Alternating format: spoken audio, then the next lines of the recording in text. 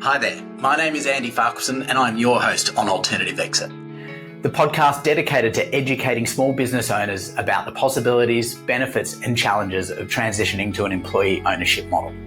Did you know that there are over 200 million SMEs around the globe with an owner that will be retiring within the next 10 years? Many of these owners will never actually find a buyer for their business, forcing them to close their doors, wreaking havoc on their employees and the communities. There is an alternative. This show will explore different forms of employee ownership and the best practices for a successful transition. Each episode is going to feature interviews with experts on employee ownership, business owners who've successfully made the transition, and consultants who've helped facilitate these changes. Okay, now let's get on with the show. Hello and welcome again to the Alternative Exit. Today we have a doozy for you. I'm so excited about this conversation. We've got Dr. Ellen Frank-Miller. Now, she is the founder and CEO of the Workforce and Organisational Research Centre, otherwise known as WORK. So, Ellen has an amazing amount of experience. She's had a 30-year career dedicated to enhancing frontline jobs. She collaborates with investors, employers, national advocates and community organisations to make jobs more accessible and more rewarding. And we're going to learn a lot more about how she does that. So through Ellen's work, she has identified that combining broad-based ownership models and with quality jobs initiatives, you can unlock wealth for the employee owners and all the other stakeholders involved. And she's also got such an amazing passion for her craft, which is going to come across throughout the pod. So Ellen, welcome to the Alternative Exit. Thank you so much for having me. I'm happy to be here. Yeah, I'm super excited for this chat today. So we'll sort of wind the clock back a little bit to basically sort of establish why and when you went out and created your business, which is WORK, and how has the mission evolved since its inception? Well, thank you for that question. So I started my career for 15 years in HR consulting, and there were problems we couldn't solve for clients because there wasn't an adequate evidence base. And that was what led me then back to school to earn my PhD at U Chicago and to continue the work that I had been doing in trying to understand what are the ways in which human capital KPIs like turnover and engagement are associated with the characteristics of lower level jobs. So when I finished at U Chicago, I went to Washington University in St. Louis. And during my time there, I really saw the ways in which generating rigorous evidence was incredibly valuable. But it was very difficult for folks to translate that work into applied work. So I had this opportunity to launch WORK in early 2021 and to bring together those two pieces of my background. So to be able to do research that's really based in applied work and to bring it to the front line to companies that are actually trying to improve their business outcomes and their experience for their employees. Wow. Okay. So I'm sure that's I guess could still be a challenge, like in helping people sort of draw those lines between some of the sort of the research and the academic, or even what you're learning from sort of all the research you're doing within the organization and how to actually apply that in the business. Yep. That's absolutely true. And there's a lot of misconceptions out there about what research is available. And a lot of that has to do with the fact that when you're writing for an academic audience, you're talking to a particular group of people who understand a lot and you skip over stuff that if you're not from that background, you don't understand. But that doesn't mean it's not relevant. It just means that it needs to be translated into something that then can be actionable. And that's really, I think, what our unique contribution to the field is that we can take really rigorous and complex, data and evidence and be able to translate it into a way that companies can actually have a roadmap of steps that they can take that are evidence-based in order to achieve their goals. Okay, awesome. Well, I love hearing that, because it's sometimes you hear from sort of academic researchers that, hey, people aren't going to understand my paper. I've just got to dumb it down. Right? But what I love there is more, no, this isn't about dumbing it down. This is turning it into action. Let's give you some steps so you can go and implement that. Super tangible and something that me as a non-researcher can really sort of rally around. Well, and I love what you just said because people are really smart. In academia, people are smart, but in business, people are really smart. And having my business background first allowed me to then see the ways in which there are different kinds of intelligence. And so all you have to do is put it into terms that someone who doesn't have this particular background can understand. And it went both ways. Being able to explain to researchers I worked with what the realities are on the ground with companies really allowed us to do, more robust investigation. So people are smart. All you have to do is say it in a way they understand. And the fact that you have really rigorous evidence of what is known to be effective, like, go ahead and apply that, right? If we have high Yeah. confidence that something is then correlated with something else, if you do this, this other thing is highly likely to occur. Well, that's where you need to start, right? If you know it's going to be effective with a high level of confidence, go ahead and implement it, and you'll probably get the same result. Something that you talked about there, that people are smart in business, and look, so in some and in different ways, that really sort of resonates as well with a lot of conversations that I mean I have with owners of their business who may not recognize the intelligence that they've got within their team. It's the most common pushback I hear from owners is that, hey, look, my team, that they're not going to know how to do this side of the business, or they're not going to have that entrepreneurial drive, or they're not going to be able to innovate without me there at the helm. But a lot of them, they can. They're capable. They just need to be sort of taught and given the frameworks to be able to do it, to unlock their own sort of their own sort of type of intelligence. I completely agree with what you just said. You know, until someone taught me how to do algebra, I really didn't understand algebra. I really didn't even know what it was. I certainly didn't care about it. But once someone Yeah. taught me about it and I had an opportunity to understand it in a way that made sense to me and figure out, well, you know what? This is actually going to help me every time I need to leave a tip at a restaurant. Because that is algebra, by the way, folks. Suddenly I was like, "Oh, I can use this. I wanna learn more about how to do this." So a lot of the time it's that, well, sure, right now you're absolutely right. Your employees cannot understand it because you haven't shown them anything about it. But you will find, like, you probably hire pretty good people. They're good at one thing, but that doesn't mean they can't be good at lots of other things. So if we take the time to educate our workforce on the things that we know will help them be effective as employee owners, we can get amazing results. And it's also true that in this country, in the United States, we have a lot of sort of segregation among, socioeconomic classes. So I, as someone who, is, college educated, privileged white woman, I don't have necessarily the most experience with someone who is a journeyman electrician, right? I have a very different set of life experiences. Well, that doesn't mean that we can't communicate or work together well. It means we have to learn how to understand each other first. And employers know their employees on a certain level, but they probably don't know the whole range of their experiences and their abilities. So opening yourself up to the possibility that, like, actually, I think my people could probably do this. So what do I need to do to help them be successful? That's the starting point, for really leveraging all of the talent that your folks have. Yeah, I love that. And look, that's not just an American story. I think that there's lots of places can definitely sort of resonate with that. But before we sort of move on, I wish I had a teacher who was who was going to teach me algebra by actually giving real world examples, like by tipping, etc. But I didn't have that, so I had to struggle through in other ways. But look, I'd love to dive in more about sort of, I guess, what you learned about the connection between an sort of employee ownership, quality of jobs, and how that sort of really created great outcomes for everyone. The way this played out for me is, having worked with how quality jobs are related to human capital KPIs like turnover and engagement and burnout, and how those relationships then result in better business outcomes. That was sort of there's a lot of elements that make up a good job. And one of them, of course, has to do with compensation and wealth building. And I not about 3 years ago met the wonderful people over at well, first of all, at Apis and Heritage, which is a private Yeah. equity firm, and then also at the Democracy at Work Institute. And in getting to know them and what they're doing, we had a lot of conversations about how you measure quality jobs, but then also how do you measure the things that are important for creating an ownership culture?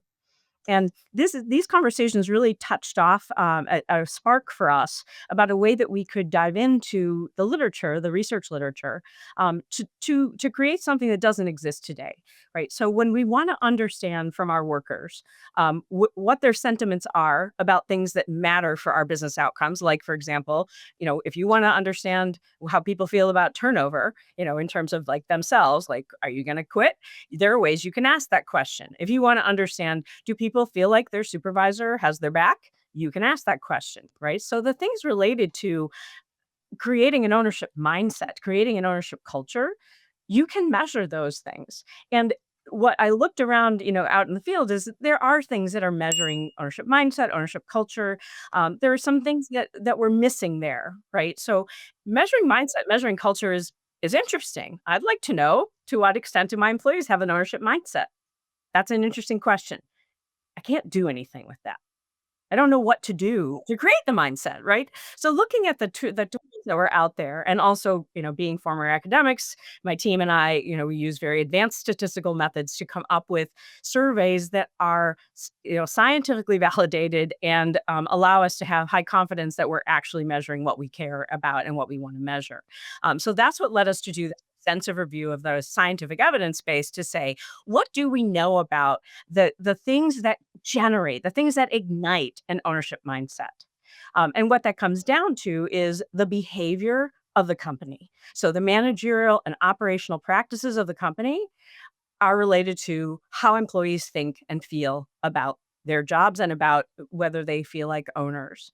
And this goes I to love that. So just to pop in there, like the thing that sort of just really sticks out for me is that this isn't reliant on the workers. Like this isn't the workers' responsibility to show up and have that mindset. It's something that the environment, right environment needs to be created for them. That's right, and the underlying nerd story there is what we call social exchange theory. So, when we think about employee ownership, we often start with financial incentives, right?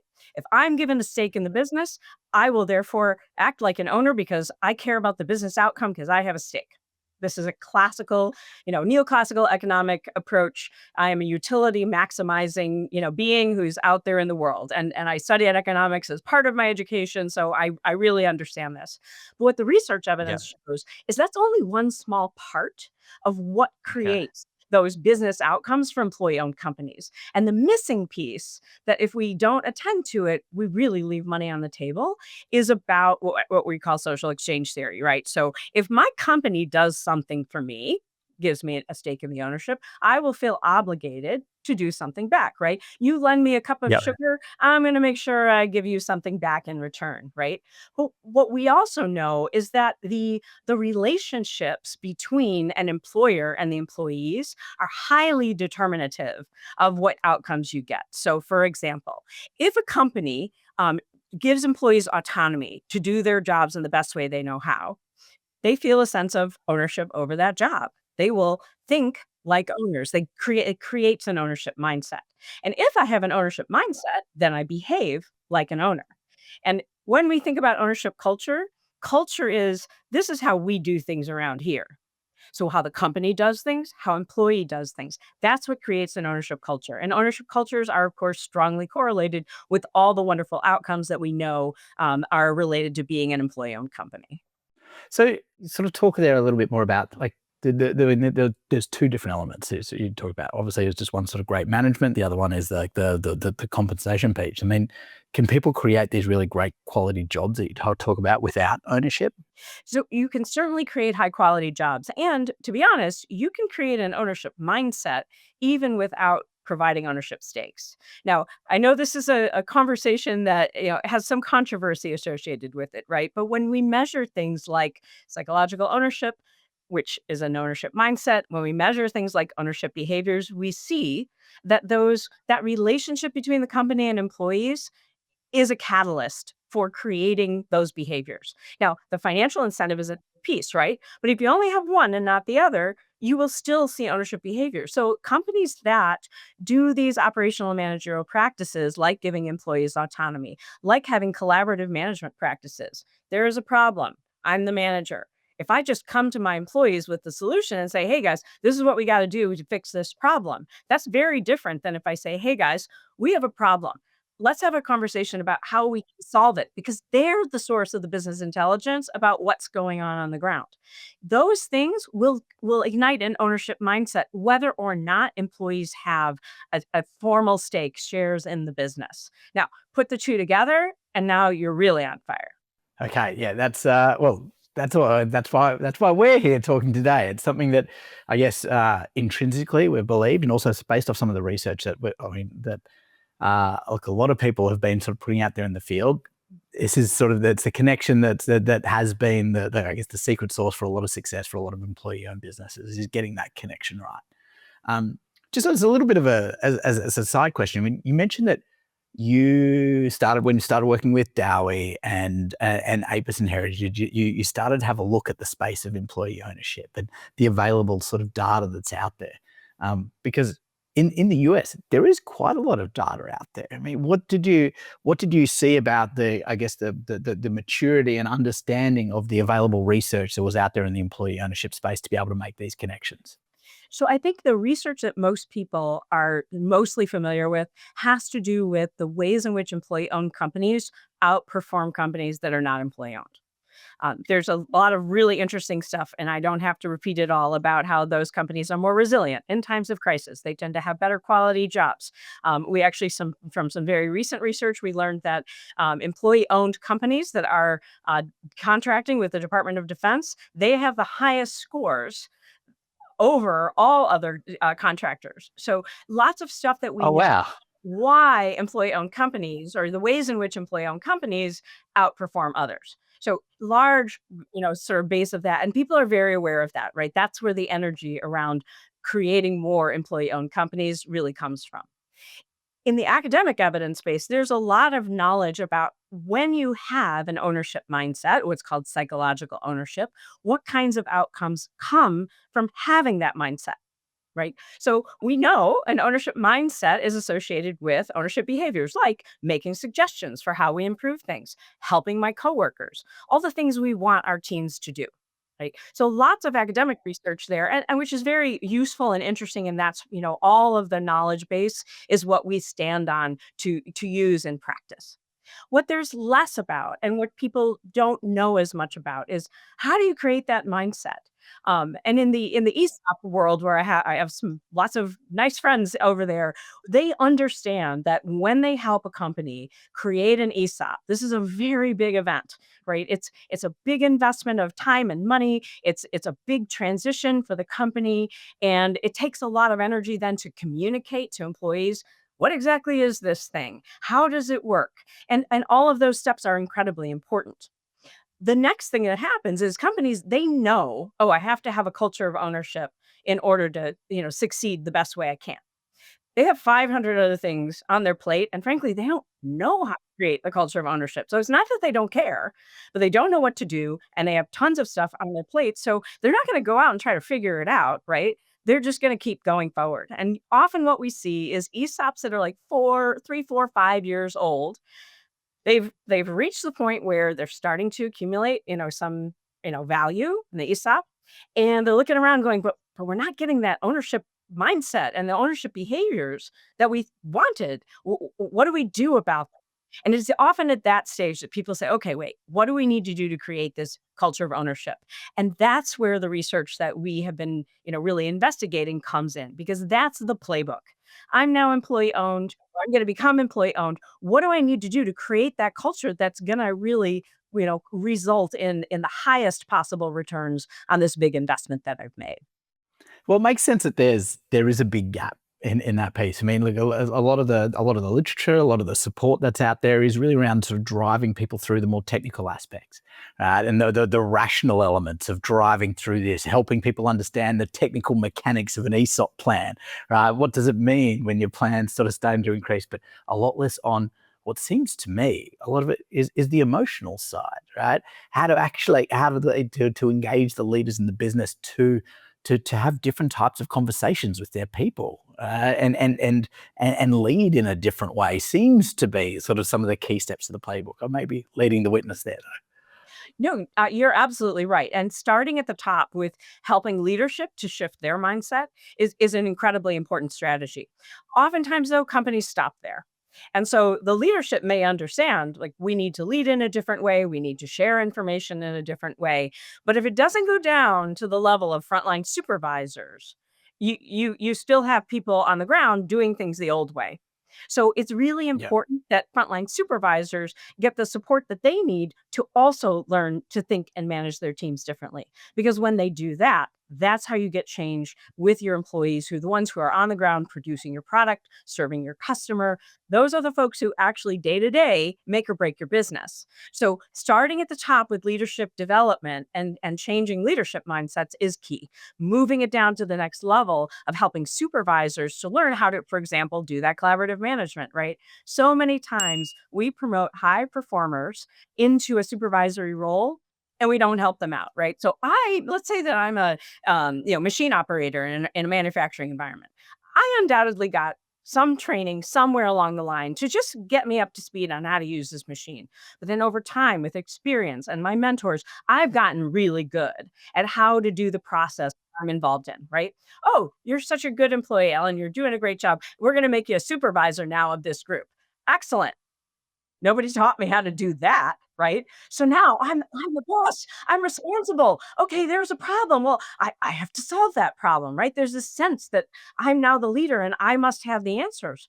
But really good leadership is knowing to ask the right questions. So people who haven't had a lot of opportunity to develop those supervisory skills, they actually approach it in a way that they think they're required to, when in fact, the more effective thing is to say, "Hey guys, we have a problem.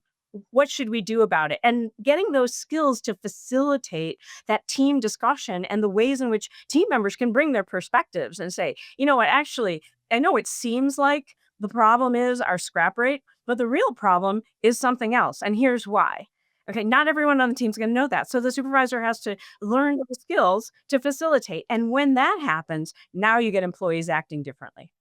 Yeah, absolutely. Like I mean, that story you share of sort of promoting the top performer is just one that just goes across all industries, and one that's sort of like in my prior world in the world of like go-to market and sales, just happened all the time. Like these people who are really fantastic at a singular skill, like then had to go and then take sort of that skill and then start actually talking and managing other people, and it led to some really, really bad behaviors.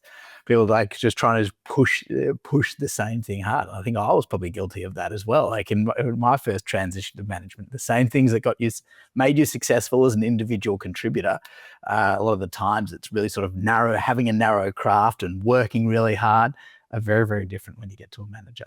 Like, and you've got to have those conversations with people. Right. And let's say I'm a very highly skilled electrician. Okay. I really know what I'm doing. No one is ever going to Yeah, turn me loose with plumbing jobs with no training. No way. That is a disaster waiting to happen. And yet, if I'm a very skilled electrician and someone says, okay, now I want you to supervise all the electricians on this job site and nobody's trained me, that's also a big problem waiting to happen. totally. Totally. So we've talked about a couple of those elements, like those that you sort of, which were a part of your playbook, right? So when you go through, I mean, so yeah, could you sort of talk about a little bit more around sort of what are the sort of key steps to really sort of drive that ownership culture within a business? So what I like to do is I like to sort of start with the end and say, what we're trying to get at is the ownership culture, because that's what gets us those better financial outcomes for the company, right? The culture is where the operational changes come from. All right, what creates culture? Culture is how we do things around here, right? So we have to do things differently if we want to have a different company culture. Who is we? We as the employees, we as the leadership, right? And they have different roles. So if we want an ownership culture, and I'm gonna give you an example of a company that is now an employee-owned trust.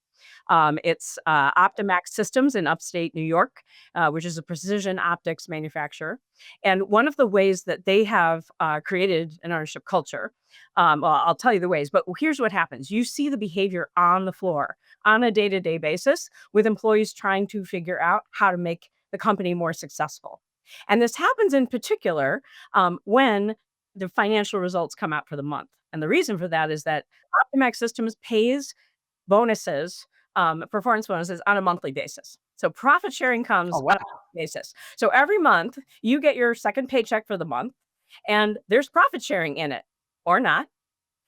And the day when those checks come out, the next morning, the floor of the shops are buzz, right? Everybody's either like, wow, we did great. All right, what can we do to do even better this month? Or, oh my gosh, what happened? What do we need to do to solve this problem so we can get better profit sharing next month?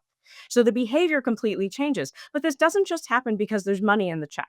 It happens because the supervisors bring the team together and say, okay, everybody, you saw the results. Now, let's figure out what do we need to do differently, right? So that facilitation by the supervisor, that's something the company is doing. So the company is encouraging the employees to think and act like owners. And so that's really the playbook is you start with what are you as a company doing that is known to ignite an ownership mindset. And as I mentioned before, this has to do with particular collaborative management techniques. It has to do with creating autonomy in jobs, even jobs that you'll say, oh, well, you can't have autonomy. That's a repetitive job. Really? Well, because guess what? If I'm in a job where, again, let's use the manufacturing floor, I get scrap out of my machine, right? I got to get rid of it, and I could have a bucket by my, you know, workstation that I got to go all the way over to the loading dock to empty, right? And that's taking me off the line to go do that. Or perhaps that big, that big thing could be put closer, so I'm only a few steps away from it, and it doesn't take me off the line, right? So that autonomy of knowing like I can do this in a way that's going to be effective, that's a big part of it too. And then the other piece is to communicate with folks. And it's yes, we all know we need to communicate our financials in a different way when our folks are employee owners. But we also have to communicate about the company's goals and how I contribute to them, right? So we often hear, corporations say, this is our mission, these are our solutions, these are the strategic priorities we have for this year. And everybody's like, okay, great.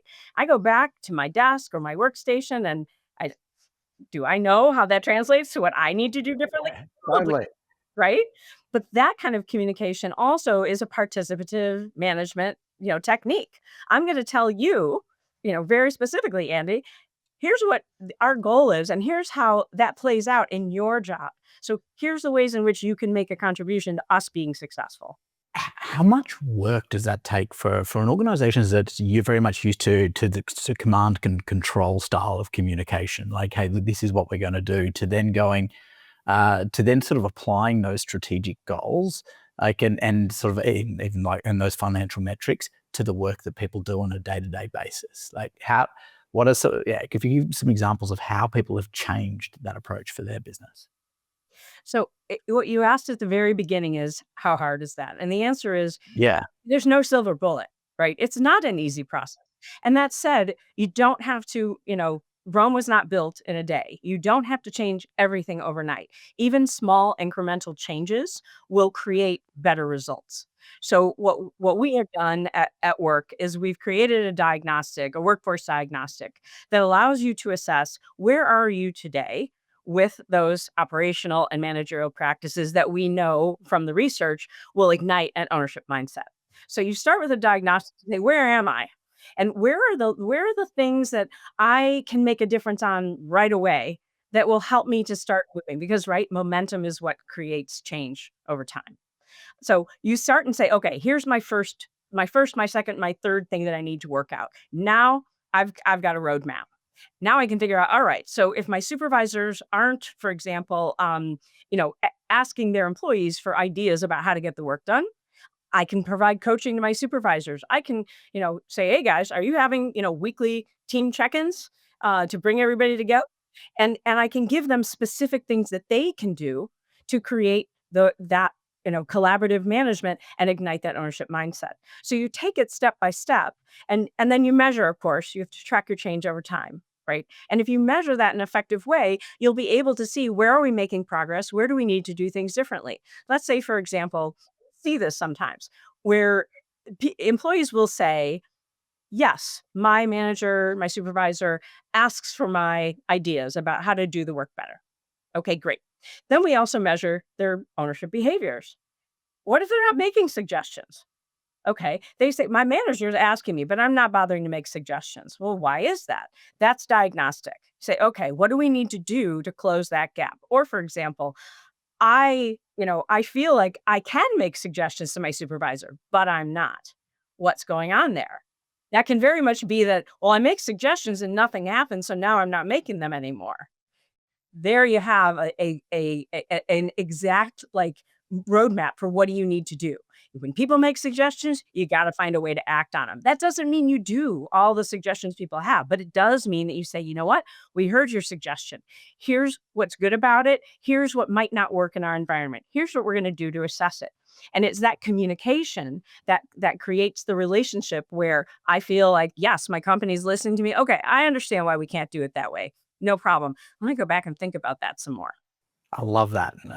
So you've talked about sort of the need to obviously enable the team with better facilitation to also sort of drive that with communication and structuring sort of both sort of financial and also your strategic goals so that in a way that is meaningful for all the workers. So you're putting it within sort of their language and pairing that with their day to day. What are those other things that you're looking that you think are the key steps that need to be integrated within these businesses? I think you just laid out a really important point, which is you start with how do we set up this ownership structure, right? That's very much of a technical solution, right? And you start with that. And then you move to, okay, we're doing this. So leadership has had to get on board that we're going to be different. Now we have to provide them with the support to actually start managing and leading in a different way. Okay, now we go down to the level of our supervisors. Now that leadership is on board, what resources do they need in order to start, Mhm. acting like supervisors who can manage an employee-owned company, right? And then employees, because they will have that mindset shift, those behaviors will happen. Well, okay, let's go back to we created this structure. In order for employees to really understand what it means to be an employee owner, we have to have good communication, both about the technical stuff, right? But so, what is an ESOP? How does it work? That communications is really, really important. But then also the communication about, and since the ESOP works this way, we're going to share this financial information with you. Now let us explain what this financial information means, right? Probably, haven't had that kind of finance training, and that's fine. We can all learn it. So this process then unfolds, and each of those steps requires the company to take very thoughtful approach as you go along. Now, as I said, Rome was not built in a day. It doesn't all have to happen on day one, but each of those steps is important. There are no shortcuts. I love those. Great steps. Now, you also talked about like measuring this, creating, like you talked about sort of the utilizing the assessment to then sort of go do some diagnostics. How often should people be measuring this ownership culture within a business? So, our ownership impact index is looking at those mindset igniters, the practices, the things management does, and is looking at the ownership behaviors, right? So, we know that change takes time. Um, what we recommend is that you don't do it more than annually, and this is the reason why. Okay, Okay. I'm in the business of selling assessments, right? So you probably thought I was going to say, "Oh, you should do it every quarter," but I'm going to tell you why you don't want to do that. Because change takes time. If I measure too soon, are my managerial practices changing? Are my employees' behaviors changing? If I measure too soon, like I put effort into this, right? Like I've been supporting my supervisors, we've been providing them with mentorship and coaching. That's a big investment. If I'm not seeing the changes that I expect, I'm like, "Ah, this is not working. This is not worth the investment." And I back off and I don't make it anymore. So that's the risk of measuring too soon. That's why we recommend that you do this on an annual basis. And one of the things that we know, when you're a researcher in a university, you want all of the detail and you want to dig into everything, right? There will be people in each company whose job it is to understand it at that level. But when you want leadership to know, all right, I just authorized this huge investment of, training and coaching and mentorship. What did I get for it? You cannot come with an 18-item survey and go through every little detail, which of course I would love to do, but that's not going to work for your audience. That's that translation piece, right? So what we do with our ownership impact index is we use advanced statistical methods to come up with index scores. And that score is one number that says, here's where you are today with your mindset igniters. Here's where you are today with ownership behaviors. Now we can track change over time. And you can see what change looks like. And guess what? You can also correlate that. You could correlate that with your ESOP share price. You could correlate that with turnover. You could correlate that with any KPI that's important to you. And that helps you make that assessment of, well, was this worth the investment? You definitely did surprise me when you said annually. I guess with that of that score. I mean, if you look at some of the story that you talked about with Optimax, like one of the amazing things that they did is they had this really short connection between sort of the behavior and the remuneration, right? This was sort of this symbiotic connection, which sort of ultimately probably drove performance. But here you've got, like, with an annual index survey or an annual index, we create a lag between the behavior and annually. So you talked about why don't you do it quicker? Like you talked about, so why not? Like if quarterly is too much or monthly is too much, like why not half yearly? So this has to do with what is the right measurement strategy to answer the right question. So companies that do open book management, for example, that's a very quick cycle turnaround, very similar. When you see that kind of, quick turnaround, that's measuring a very particular activity, right? So with open book management, when you create one of the games, you have a very specific target. You're going to go ahead and do something about it, and then you're going to measure it again, right? When you're looking globally, how are we as a company behaving with our management practices? That's a much bigger scale. And so you need to Yeah. more time for those changes to play out. Now, these things should exist together, right? You should not just be doing one and not the other.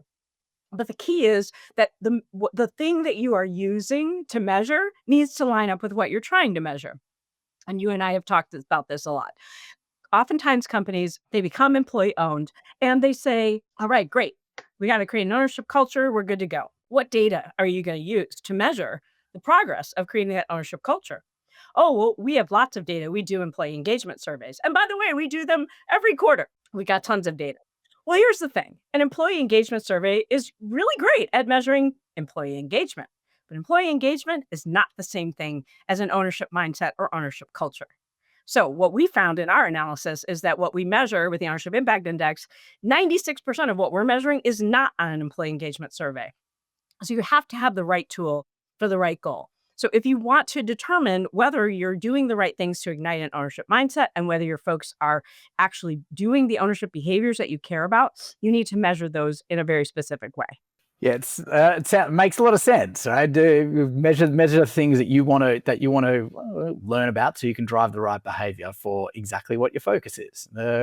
Whether that's employee ownership or engagement, you've got to pick the right you've got to pick the right survey tool to learn. Mhm. Exactly. Sometimes when people see survey results or they see an index, and it may not be as good as they'd like. I mean, a lot of sometimes you hear the term. Some consultants sort of come in and go, "Look, it's never an easy thing to say someone that their baby's ugly, but their business isn't performing as well as they'd like." I mean, how do you tackle that in this space when you're giving people an index and a rating, and it may not perform as well? Well, we we are big believers that every company and every person has strengths and every company and every person has opportunities to grow. So it's very important. It's just as important to understand your strengths as it is to understand places where you need to improve. Because where you have strength, you can leverage that. So when we look at results with companies, we say, these are your strengths. These are the places that you can leverage what you're good at to get improvement in the things that you're working on. Then we focus in on those opportunity areas and say, here's where we know you have chances to develop, right? And then we say, what are the best places to start? And people always say, well, what's the most impactful one? And I'm like, well, it doesn't really matter. What's the one that you can do something about in the next 30 days? Just one step. It may not be the most impactful, but the most impactful change you can make is one that you actually make. So we try to figure out together where is something you can take action on immediately to get the ball rolling, and then create a plan for the areas that may take more involvement. So, for example, it might take some research to figure out, what's going on. Why are people not making those suggestions? And that's not done with a survey, right? Well, we want to know why. We have to actually talk to people. We want to know how many we do a survey. So finding those things out, that will take time. In the meantime, what's something that we can do as a quick hit to get some results? And also, as we know, that ownership mindset is ignited by what the company does. So if I have conducted a survey and I have learned, for example, that my supervisors are not, or actually, let's say the company employees aren't trusting that the company really wants to do what's right for workers. Okay, first thing I got to do is I have to go back to my workforce and say, thank you for spending your time on that survey. Here's something we heard. This is really important, and we want to take action on that. Now, it's fine for the company to say, here are the things that we're going to do. Even better, we want to get your input on how we should solve this problem. Does this sound familiar? Right? What happens at the company level? What happens at the supervisor level? They're parallel. So when you take that step of saying, we're going to listen to you, like, are we making progress? Yes, you are, because changing that alone is part of what ignites the ownership mindset. That's awesome. Okay, can I just first to say, so refreshing to have a consultant who actually says, "Hey, look, here's not just a laundry list of things you need to change, but hey, what's one thing that you can implement? And this is up to you. We can't decide this for you. You're the one who needs to make these changes. So, what's the priority?" Well, it's important, I think, for everybody to know the things that they're good at and the things that they know a lot about, right? So, it's the same thing we were talking about with workers. If I'm a really expert electrician, I do not need the CFO telling me if I'm doing my job right, because frankly, they don't know. So I'm a researcher, I'm a consultant, but I'm not the one actually running this business. So what I can share is what we know from the research and what we know from your results. Now you tell me what's the best way to do something with this? I can tell you what we know about successful implementation, but I can't tell you which one of these things is going to be easiest to do and most effective with your workforce. You have to tell me. Well, I think people will respond pretty well if we try to do this thing. Excellent. Let's start there. Here's what the research tells us about how to do that thing effectively. Okay, awesome. So, looking ahead for I mean, what do you see as sort of in the realm of possibility between sort of making that connection between employee ownership and job quality, and and how do you see work playing a role in that future? So we do know that employee-owned companies tend to have higher job quality, and we know that higher job quality is associated with lower turnover, higher engagement, et cetera. So when employees are the owners, nobody's going to say, you know what, we really need to save money on the labor line, so let's cut all of our salaries.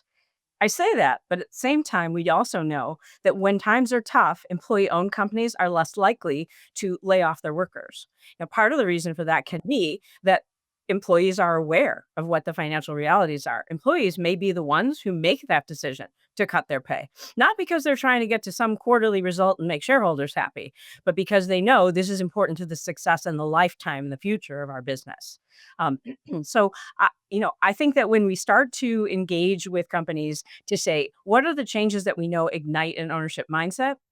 There's also an opportunity to look more broadly and say, well, if your jobs are currently not structured as good jobs, it's really not going to matter that much if you're doing some of these other things. So I can ask my employees, what do you think we can do to make the work better? I'll get some answers, but if my employees are getting paid such a poverty level wage, less than a living wage, I might not get that good of a result. And you know where we're going to start seeing that? We're going to start seeing that when we ask about whether companies really want to know what workers want, right? So Yeah. all of those things contribute to a high quality job that then has the baseline that will allow you to make the kinds of changes in their practices that will ignite an ownership mindset. Yeah, it seems like the baseline is that the baseline's very much around that emotional sort of understanding of safety. Like, does this company care about me? Do they listen to me? Like, and without that foundation, no other change is going to have an impact.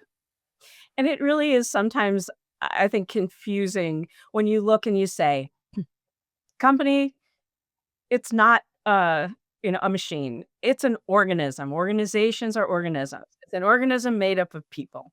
So for what reason do we think that in any other relationship, like, well, I have to think about, what you want and need, Andy, and I need to be responsive to that if I want you to think about what I want and need and be responsive to that. In no other relationship does that ever get ignored? But sometimes we find that companies just come at it and say, well, we know what's right. We know what we have to do to run this business right. And employees just have to get on board. And if they don't like it, they can go somewhere else. Well, Sometimes, Ellen, most of the time, in my experience, yeah. all right, just being a little diplomatic there. No, but the I think the grand scheme too is that when we approach running a business as though it's somehow different than any other relationship that we have with people, businesses are made up of people. Where employees feel like their leadership cares about them, wants what's best for them, is going to work hard, to make their jobs a good job, people respond to that. That's very much what we were talking about with social exchange theory. So there's a ton of science behind why this approach to leading is effective. And it may not, I think there are a lot of societal factors as we were talking about where people make assumptions about, how what Mhm. other people know, what other people are capable of. And when we approach it in that way, we miss out on so much value that our workforce can create for the business. Absolutely. Absolutely. Ellen, look, this conversation did not disappoint. This has been absolutely amazing. Now, but before we go, I'd like to ask you a fast round of questions where I'm just going to ask you 3 questions and you offer a quick response. How does that sound? Sounds good. Okay. Who is the leader that you most admire in employee ownership? You're going to limit me to one? That's unfair. Sorry about that. I'm gonna throw out a couple of names, and most of them will Okay. really sound familiar. So I'm gonna, of course, talk about Joseph Blasi at the Rutgers Institute for the Study of Employee Ownership and Profit Sharing, who's an amazing scholar and amazing leader. Corey Rosen at the National Center for Employee Ownership. Melissa Hoover from Dowie. Pete Stavros at KKR, who has really transformed the way companies think about possibilities for how one can do ownership. I also want to mention Mary Josephs, who is one of the leading experts on ESOPs in this country and a wonderful, generous mentor to me. So I can't limit it to one, but there are many amazing leaders out there that I admire. Okay. That's fantastic. Well, following on from that, what is your favorite resource on employee ownership? Well, I truly love the resources that we can get on the academic side from Rutgers, Mhm. and also then on the Yeah. more applied side from the NCEO. One of the exciting things that's happening at Rutgers is they have just launched a new program to help other academic institutions develop research centers that will focus in on employee ownership. So that is an amazing accomplishment and contribution to the field. Okay, fantastic. And so this last one is what would you say to an employee owner who is sitting on the fence regarding a transition to employee ownership? So a company that's trying to figure out an owner who wants to exit or retire, trying to figure out how to make Yeah. that decision, right? Well, just thinking, yeah, is employee ownership a valid option for me? I think that most people who have dedicated their careers to building a company really care about more than just what comes into their pocket when they leave the company. And so I would focus them in on what is their desire for their legacy. Okay. Definitely, they should reap the financial benefits of having built something incredible. At the same time, we know that they care about their community. We know that they care about their employees. And if they want to preserve that legacy, then they have to think, If I sell to a competitor, are my employees going to keep their jobs? Are the jobs going to stay in my community? They have to think about, if I sell to private equity, how will that change the culture when we have a different set of incentive structures? So when you look at who cares the most about your company, it's the people who already work there. And there are lots of structures that one can do to create employee ownership, right? There are co-ops, there are employee ownership trusts that we talked about. There are ESOPs. There's the Ownership Works and KKR model of broad-based ownership. There are lots of ways to approach this, and companies can find one that works for them. It's not a one size fits all, but I would encourage the employer, the company, the owner to really look into what are my options, because employee ownership is a win-win-win. Awesome. I love ending on that. So, Ellen, where can people learn about more about you, your work at work, and follow your journey? Of course, look for me on LinkedIn, and also look for us at workimpact.com. That's WORC impact.com. Fantastic. Ellen, thank you so much for joining us on The Alternative Exit. It's been such a pleasure. Thank you for having me. We hope you enjoyed this episode. If you want to continue learning about employee ownership as an alternative exit, head across to abettermonday.me for additional links and resources. You can also make sure to subscribe or follow along in your favorite podcast app, and be sure to leave us a 5-star review.